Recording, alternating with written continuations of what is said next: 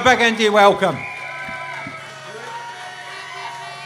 Good afternoon. Can I start by thanking each and every one of you for turning up and showing your solidarity today. Not just today, but on other demonstrations that have been taking place. Because there was a reason and an excuse for stopping marching during COVID. But we're in turbulent times, and we need to be out and we need to be visible. And yet there's been demotivation and demoralisation within our movement. That is wrong. It is misplaced, because the time for independence is now. It has never been more needed. We were lied to in 2014. We are now paying a price that even those of us who knew that there would be a price to be paid if we lost never envisaged it would be as grim as this. But no issue makes the case for independence more than the energy situation. Those of us here believe in independence and believe that Scotland should be a nation state, irrespective. Other people require to be persuaded.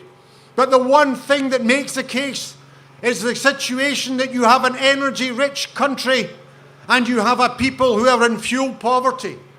That makes the case for independence. We should be wealthy, and instead our people are huddling, trying to keep warm. Let's look at the statistics. 36% of our pensioners are in fuel poverty. A quarter of our pensioners are in extreme fuel poverty. It is simply perverse that we are energy rich and yet we're fuel poor. There's an old pal of mine, Willie, says to me, but surely they'll just want to get shot of us at some stage, the same as happening in Ireland. Well, no, they don't, because we're a resource to be enjoyed and to be exploited. And there's actually an article by George Osborne some 2 or 3 years ago who made that clear. As far as the English establishment are concerned, Northern Ireland, who cares? They can't wait for a united Ireland. It gets the North off their hands and they'll shed no tears. Wales, they don't really care either way. Scotland, Osborne was quite clear, that's ours. Why is it ours? Well, they like to enjoy it.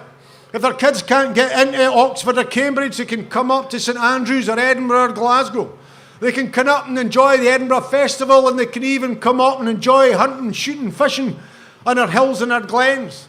But more importantly than that, we're a resource to be exploited. We're a resource not just in oil and gas, but now in renewable energy.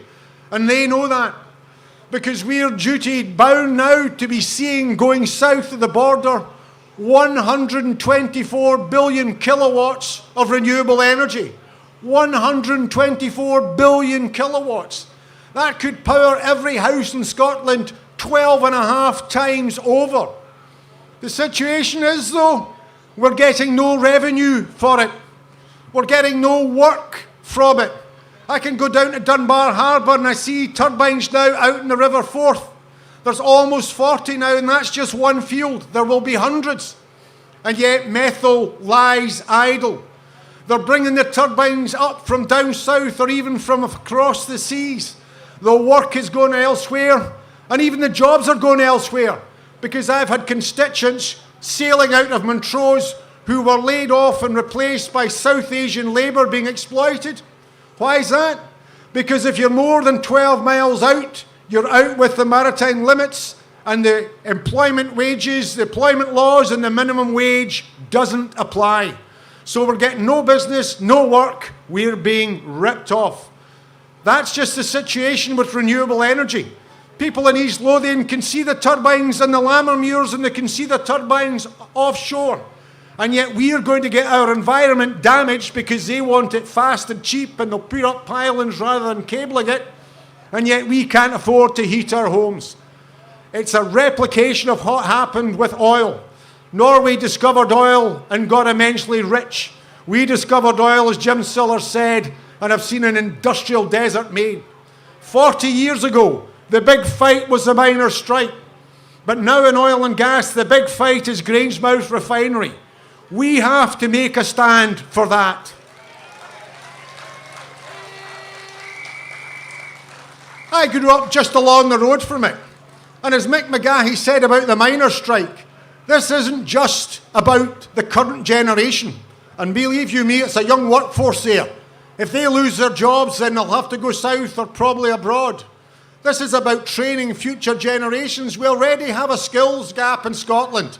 And yet I knew folk at school that went and got a training in what was then BPICI. We will lose not just current jobs, we'll lose necessary skills. And yet what are we seeing? A UK government that's selling us out. The ethylene plant has been shut. At the same time, the UK government is giving 600 million euros to INEOS to open a brand new plant in Antwerp. Scottish workers are being made redundant. Belgian workers are being supported on the money that the UK government's getting from North Sea oil that comes ashore up northeast and comes in the Forties pipeline down to Grangemouth. That's why Grangemouth is our fight. We've got to ensure that we're not deindustrialised. The knock-on effect would be significant. It's vital for the fuelling not just of our cars but of our industry. It's vital for the fuelling of our aviation sector. It's for that reason that we have to stand by Grangemouth. Coming down on the march, I was listening to the proclaimers, singing cap in hand. We boast, then we cower. We fight for a wee bit. You know, at the end of the day, this belongs to us. It's our oil. It should be refined here. It cannot be Grangemouth no more. What it must be union no more. For that, we need a strategy, we need our movement back together, and we need to be pushing for independence, not running from it or hiding from it. Thank you.